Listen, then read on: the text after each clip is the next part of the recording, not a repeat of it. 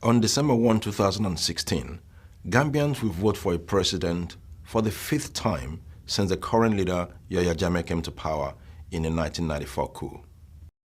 President Jammeh and the Gambian security forces have used enforced disappearances, torture, intimidation, and arbitrary arrest to suppress dissent and preserve Jammeh's grip on power over the past 22 years. The government has repeated its repressive tactics in advance of this year's election.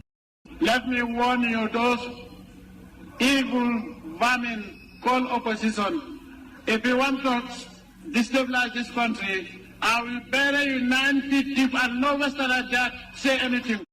Since April, Jammeh's government has arrested more than 90 opposition activists for peacefully protesting against the government.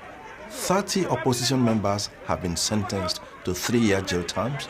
Solo Sandeg, a prominent opposition leader, was arrested during a peaceful protest in favor of electoral reform. He was taken to the headquarters of Gambia's National Intelligence Agency and he was beaten to death. My father was demanding for change, for electoral reform, so the opposition can also win in the coming elections, that's come December. But then, unfortunately, he was stopped because they don't want that change. His daughter, Fatumata, and his son, Mohammed, had to flee the country along with the rest of the family.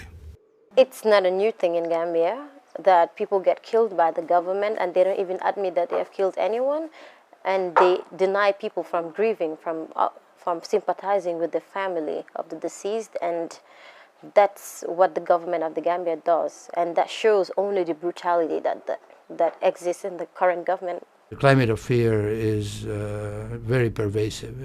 Of all the countries that I visited as a special rapporteur, this is the one where you could actually feel that if you ask certain questions from some people, you really put them in trouble. The government has maintained tight control of the Gambian media. Many independent journalists, fearful of arbitrary detention or torture, self-censor their reporting to avoid government reprisals.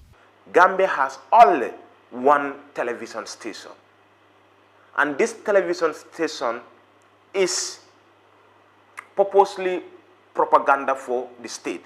Opposition have no access to this state television and radio. It seriously undermines a free and fair election. Media play a crucial role in terms of empowering, educating, and entertaining the masses.